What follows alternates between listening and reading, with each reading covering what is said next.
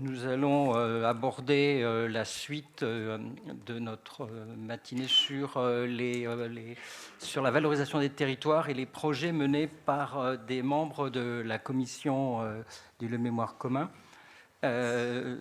Donc, le lien tourisme et mémoire donc, est un élément important que l'on souhaite développer, un élément fort pour l'attractivité des territoires. Et nous allons présenter donc deux projets, l'un qui va nous emmener dans le Poitou, dans la Vienne, et l'autre en Normandie. Donc Alain Bourreau, qui s'installe, est donc président de Châtellerault Québec-Acadie, donc porteur d'un projet de centre d'interprétation sur la Nouvelle-France pour révéler ce riche passé aux visiteurs, mais aussi aux habitants. À toi la parole. On essaie de tenir 20 minutes. Bonjour à tous, merci. Et merci à notre sénateur, au sénateur de la Vienne qui vient d'entrer, cher Bruno, merci. Moi, je vais vous parler plutôt des hommes et des femmes qui ont fait cette nouvelle France, des hommes et des femmes dont les noms ne sont pas toujours connus, connus ou reconnus comme ceux que l'on a eus tout à l'heure, et de vous les situer dans le département de la Vienne. Je vais faire un rappel, un bref rappel historique. Je laisserai quand même cette partie aux historiens. C'est juste pour vous resituer un petit peu le contexte. Donc on a parlé effectivement de tous les territoires. Il y en a trois particuliers qui nous intéressent. Le Québec, le Canada qui est passé Québec un petit peu plus tard, l'Acadie et la Louisiane. Alors quelques dates. On peut considérer que la Nouvelle-France va de 1524, comme on a vu tout à l'heure, par la découverte par Verrazzano, jusqu'en 1803, au moment où Napoléon Ier vend la Louisiane aux États-Unis. On passe par la fondation de l'Acadie par Pierre du Gardemont en 1604. 1632, la colonisation prend racine avec Isaac de Razilly, un poitevin. Et puis ensuite, malheureusement, le traité d'Utrecht en 1713, avec la perte de l'Acadie, et ensuite, 1763, la perte de la Nouvelle-France. Alors, le Canada ou le Québec, l'activité principale, on a vu tout à l'heure, c'était le commerce des fourrures, mais on avait besoin d'un certain nombre de personnes qui exerçaient des métiers. En particulier, on avait besoin de militaires pour assurer la sécurité. On a eu aussi les filles du roi, parce qu'il fallait aussi, on avait le contrat. Le contrat des soins associés, de la compagnie des soins associés, c'était bien sûr aussi le peuplement de la Nouvelle-France. Donc on avait besoin des filles du roi, et on a eu aussi des bagnards qui ont peuplé la Nouvelle-France. Une date importante, c'est 1759. Ça a malheureusement été la bataille des plaines d'Abraham avec la perte de la bataille par Montcalm. Et puis 1763, le traité de Paris, la France qui perd la Nouvelle-France. Une particularité quand même pour nos poitevins, c'est que les Québécois resteront sur leurs terres et ne seront pas expulsés comme le seront les Acadiens. Alors l'activité principale de l'Acadie, c'était l'agriculture et la pêche. En particulier, ils ont gagné un certain nombre de terres sur les marais grâce à une technique qui a été la technique des aboiteaux. Les premiers colons sont arrivés, les plus gros des colons sont arrivés en 1632 avec Isaac de Razilly. Malheureusement, en 1713, l'Acadie passe aux mains des Anglais. 1719, une autre date, c'est la fondation de Louisbourg dans l'île du Cap-Breton que l'on voit complètement à droite. 1758, la chute de Louisbourg. Et voilà, 1763. Mais deux grands événements marquent l'histoire de l'Acadie et surtout des Acadiens. C'est 1755, que les Acadiens appellent pudiquement le Grand Dérangement, mais qui a été une épuration ethnique. Hein. Je crois qu'il faut dire les mots comme ils sont. Hein. Les Acadiens ont été expulsés manu militari, ils se sont réfugiés.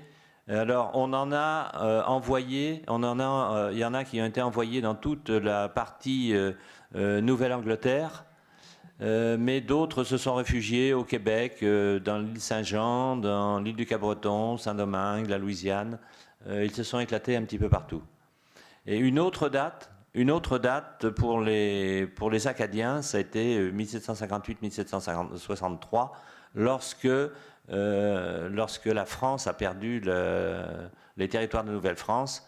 Et là, les Acadiens qui s'étaient malheureusement réfugiés dans l'île Saint-Jean et l'île de Cap-Breton ont été expulsés une nouvelle fois.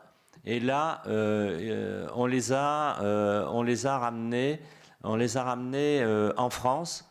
Et ils ont été hébergés une grande partie dans les ports de la Manche. Voilà. Ensuite, la Louisiane. La Louisiane, une grande date, c'est 1682, Cavalier de la Salle qui explore le Mississippi. 1762, la France qui cède la Louisiane à l'Espagne. 1765, alors 1765, on a parlé des différentes migrations. Ça a été l'arrivée des premiers Acadiens qui ont été expulsés d'Acadie après le Grand Dérangement. 1785, là, une grande date aussi, ce sont les Acadiens. On a 1596 Acadiens qui arrivent de Nantes. Et 1800, l'Espagne cède la Louisiane à la France, et puis 1803, Napoléon Ier vend la Louisiane aux États-Unis. Alors, en quoi la Vienne est impliquée dans cette histoire de la Nouvelle-France? Bien, elle est impliquée dans trois volets. Le volet acadien, puisqu'on a des familles du Loudunais qui sont parties très tôt, en 1635, en Acadie. Et puis ensuite, notre département a accueilli les réfugiés acadiens après leur expulsion par les Anglais. On verra tout à l'heure.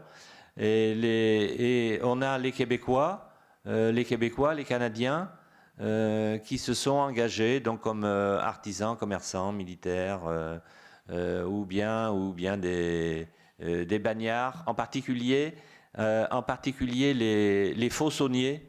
Hein, vous savez qu'à cette époque, il y avait le commerce du sel, il y avait la gabelle, et le commerce du sel était très, très important et parfois assez juteux pour les contrebandiers.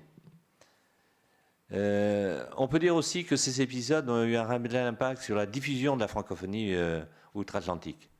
Alors, les Québécois de la Vienne ont été, comme je vous l'ai dit, militaires, filles du roi ou bien fauçonniers. Les Acadiens, le premier couple sont...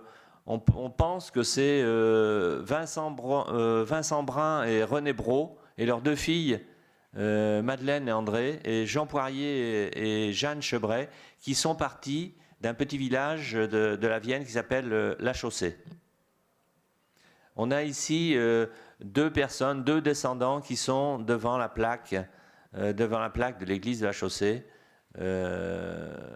qui matérialise cette histoire. Alors, les réfugiés acadiens ou les exilés, mais je pense que on peut pratiquement dire des Acadiens, ceux des ports de la Manche ont été rapatriés à Châtellerault en 1773 suite à la proposition d'un Châtelleraudais, Pérus Descartes. Pérus Descartes qui a offert des terres pour recevoir ces Châtelleraudais. Il a dit, moi je suis capable d'en accueillir à peu près 1500 dans trois villages de 50 maisons chacune, avec ça faisait 10 personnes par maison. Sauf que malheureusement, le roi lui a envoyé les 1500 personnes d'un seul coup, quoi. Les 1500 Acadiens d'un seul coup. Je ne vous fais pas je vous passe les images, mais bon, il faut s'imaginer à peu près 1500 Acadiens qui arrivent dans Châtellerault, une ville qui ne comptait que 8000 habitants. Voilà. Ils sont arrivés en deux vagues, une première vague à l'automne, une deuxième vague au printemps. Malheureusement, les maisons n'étaient pas construites. Voilà. On peut quand même dire qu'il y a eu un exploit. Pérus Descartes a réussi à construire 50 maisons en moins d'un an à Archigny. Ça a été, pour moi, c'était les premiers lotissements avec des maisons, comme on pourrait dire, préfabriquées, parce qu'on avait les Acadiens, tout le monde qui était dans les bois pour couper les charpentes toutes à la même dimension. On entreposait ça. Ensuite, il y avait... voilà, c'était vraiment les premières maisons, les premiers lotissements, quoi. Mais ça n'a pas suffi. Ça n'a pas suffi. L'intégration était très difficile. Les Acadiens, malheureusement, avaient connu l'espace, n'avaient pas connu de contraintes, avaient connu des terres fertiles, et on les amenait à Châtellerault, dans des terres de bruyère, voilà, et on leur demandait, avant qu'ils soient installés, il y avait déjà, on leur demandait les impôts. Bon, donc ils ne se sont pas plu à Châtellerault. La majorité est partie sur Nantes, où ils sont restés 10 ans à Nantes. On a quand même quelques familles, on a 22 familles qui sont restées dans le Châtelleraudais. Donc ça, c'est une histoire qui a marqué et qui marque toujours la Vienne et la région de Châtellerault. Ensuite, on a la Louisiane et les Louisianais. Donc on peut considérer que en 1785, les Acadiens qui étaient à Nantes ont eu l'autorisation de partir pour la Louisiane. Voilà, donc j'ai fait une petite carte pour vous marquer un petit peu en quoi la Vienne est impliquée dans cette histoire de la Nouvelle-France. Ça concerne environ 2000 personnes et 100 lieux entre 1635 et 1785. Excusez-moi, effectivement, je vais accélérer. Alors, la mémoire de la Vienne, ce qu'il reste, ce sont des plaques commémoratives qui sont dispersées un petit peu partout. Voilà. Des sites. On a deux sites. Un site acadien, deux sites acadiens. Un à la Chaussée, la maison d'Acadie. Un sur la ligne acadienne. On a aussi des promenades dans le Châtelleraudais, Et là, je remercie l'ancienne présidente de Châtellerault, Québec Acadie qui fait participer tous les Acadiens qui viennent à Châtellerault et qui leur fait redécouvrir les endroits acadiens de la Vienne. Quelques descendants célèbres, voilà, Justin Bieber, hein, qui descend d'un personnage de Mont-sur-Gaine. Bon, d'autres, voilà, on a... Alors, le constat, on a un certain nombre de personnes, on a du tourisme de mémoire dans la Vienne. On voit à gauche, par exemple, la famille de Ranlot, qui est venue de Québec, et je lui ai fait découvrir un petit lieu qui s'appelle Chez de Ranlot, carrément, d'où est issue leur famille. On a eu aussi la visite de Zachary Richard et un certain nombre de groupes.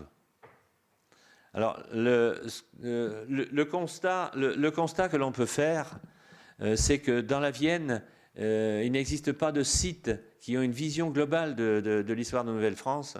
Et cette histoire est méconnue du public. Et puis, en dehors des sites, peu ou pas de personnes pour enseigner les touristes. Je rappelle, enfin, je voudrais quand même rendre un hommage aux associations quand même qui sont sur les sites et qui font partager leur histoire, mais ce n'est pas une histoire globale de Nouvelle-France. Et dans notre région, on a aussi une grande confusion entre les Acadiens et les Québécois, et les plaques commémoratives qui sont hétérogènes, non répertoriées. Voilà.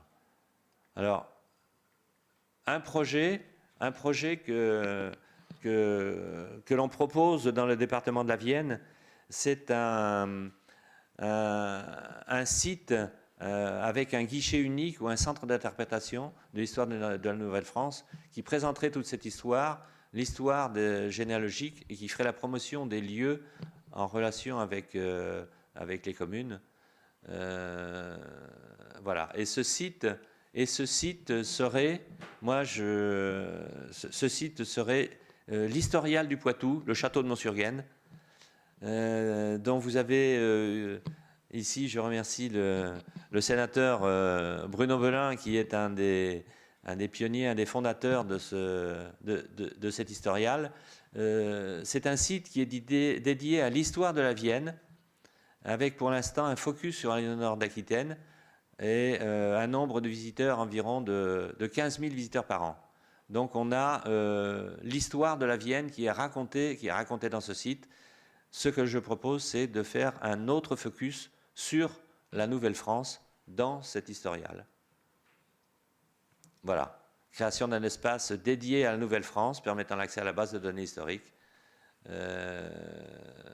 Voilà. Avec un objectif de 2026. Voilà. Merci bien.